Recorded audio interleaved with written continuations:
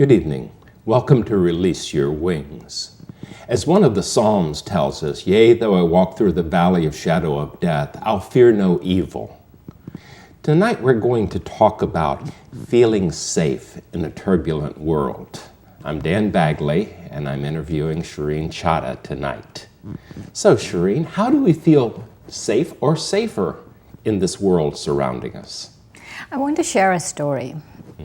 And this is a real story that actually the founder of our university, the Brahma Kumaris, he went through this. And he actually passed on before I was born. But I really feel close to him, and this story actually helped me feel much closer to him. Apparently there was a time when a lot of people were against him. And so someone hired an assassin to come and assassinate Brahma Baba. And so there was a courtyard, and he was in the courtyard, and the assassin came. And so Brahma Baba just felt this need to just go into deep meditation at that particular moment. And when he went into deep meditation, a lot of people in the compound, in the Brahma Kumaris at that time, there were a few people there, they came and surrounded him. And so when the assassin saw him alone and then saw all of these people surrounding him, he looked at that and he went away. And then he came back a day later or something and told him that actually I came yesterday to assassinate you and I saw all of these people. And then I remember one of the dadis who was there at that point when they were surrounding him, that they felt also to be pulled to surround him. Even in their meditation, they just felt we have to go surround him. And he, we give Toli, the sweet, and he gave everyone that, and he just said one sentence. He said, there's only protection in virtue. Our only protection is virtue. Very nice. So what I'm hearing is that if we're virtuous enough, then we're totally protected. The right things will come to us at the right time. Does that mean when bad things happen to us, we're not virtuous enough? Possibly. I don't want to pass judgment on people, but also that even when bad things happen to us, they're not as bad as we anticipate them to be. So sometimes when it's raining on our parade, maybe the rain is necessary in other contexts. It isn't as personal as it feels on that. Right. Well, one of the questions I had, but you answered it in the rather extreme example of the original head of the BKs, is do we separate out, for our feeling safe in a turbulent world, do we separate out real danger, like for example, if someone's breaking into our home, versus worry about, am I going to lose my job? Am I going to be able to sustain myself, etc.? Do you have those separated, or is it in one? Yeah, you could say like external dangers and then internal dangers. Like worry, I think, is an internal danger. I mean, I think we anticipate things much worse than they happen, or actually our ability to withstand hardship is a lot more than we give ourselves credit for.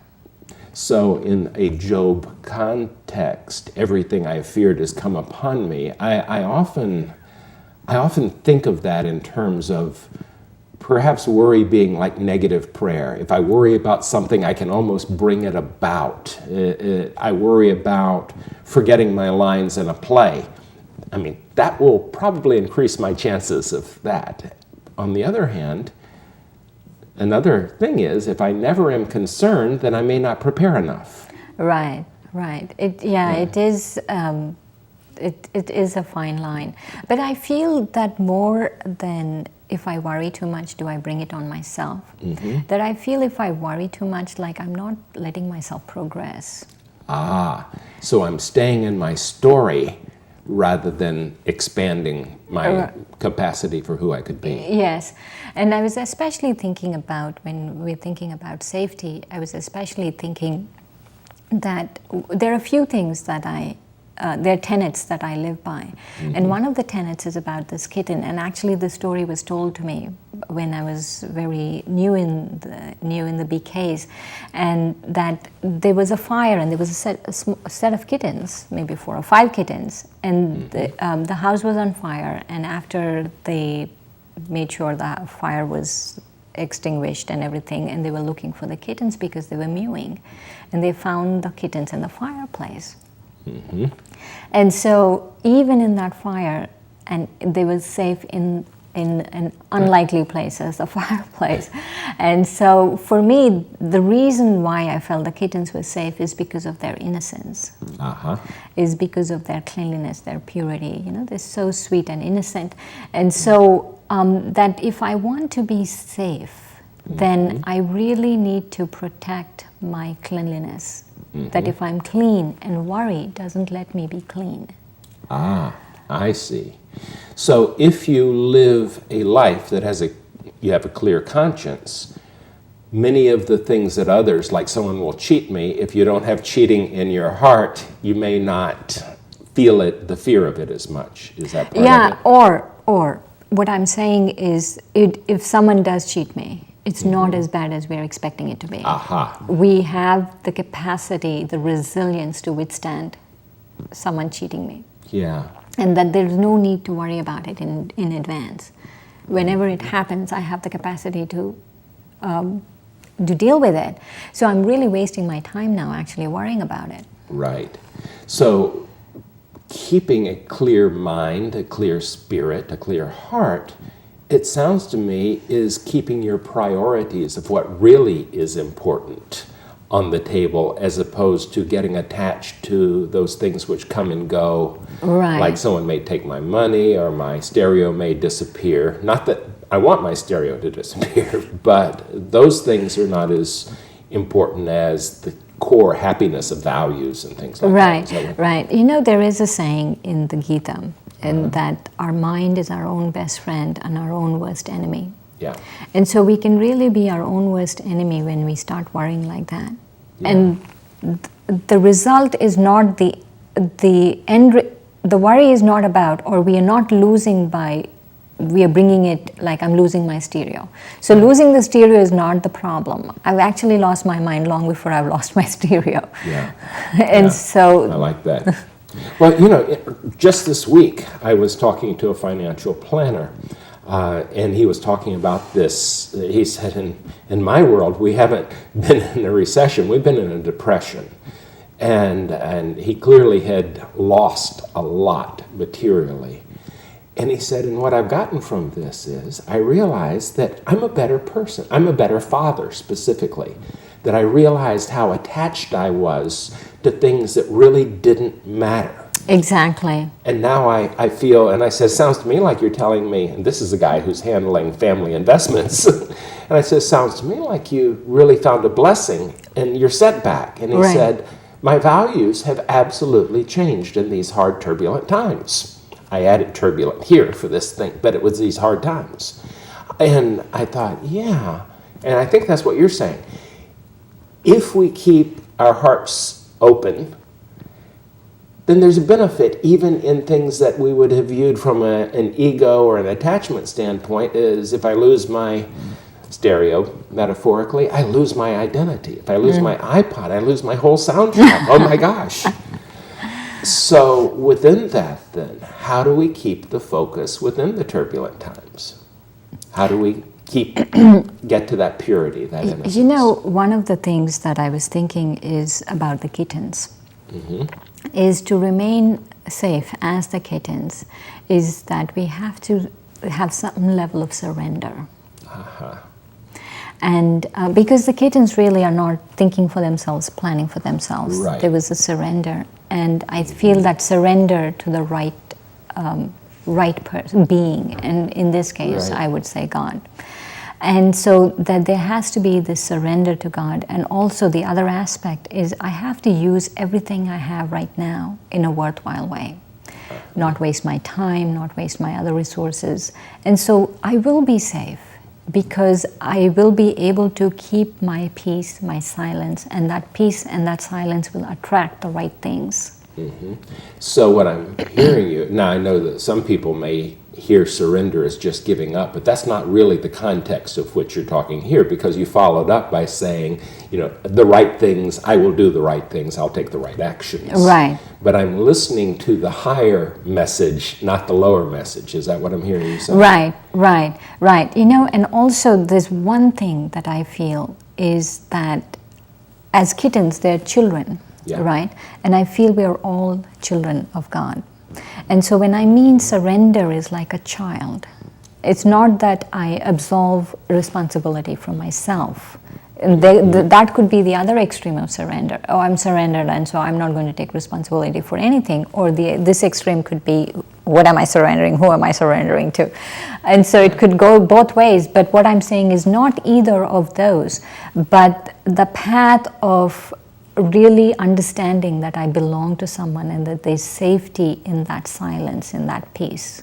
It's interesting you would say that, because Dr. Larry Dossey, who's written a number of academic books and done some studies on the power of prayer, says that the prayer, "Thy will be done," apparently statistically shows better healing than, God, just change this one thing, or make this happen, or make that person get better. That there is a surrender to say, what I want, thy will be done, and I'll go with this. So, across, we've got the BKs, and we've got pretty much Western approach to things, and to some degree, Dr. Larry Dossey's medical doctor, research is supporting that as well. Right. And the other thing is I want to touch upon this whole aspect of safety in numbers. And so we could ask ourselves this question, what numbers? Yeah. Right. Which, what, where? I feel, yes, there is safety in numbers, but we have to be really specific about what kind of numbers. And that if I keep good company, that is the safest I can be.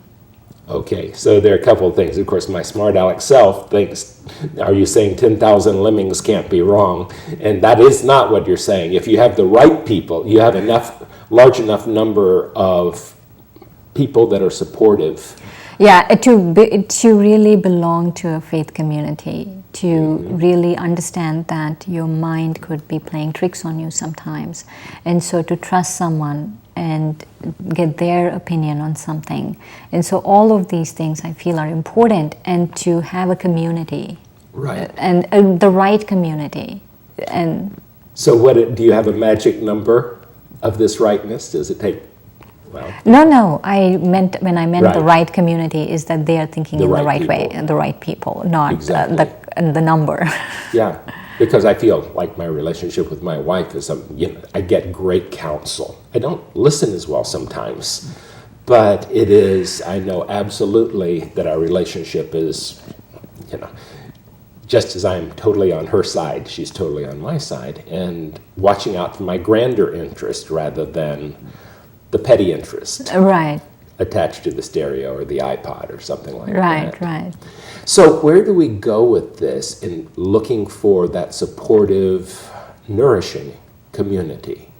I know the BKs are your choice, and the research is pretty clear that people who are members of churches and active in their churches tend to live longer. Mm-hmm.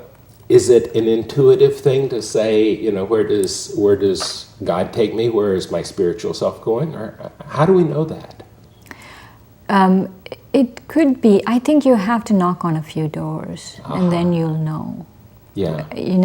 Everyone we find are.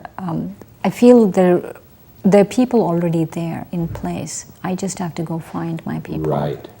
Right.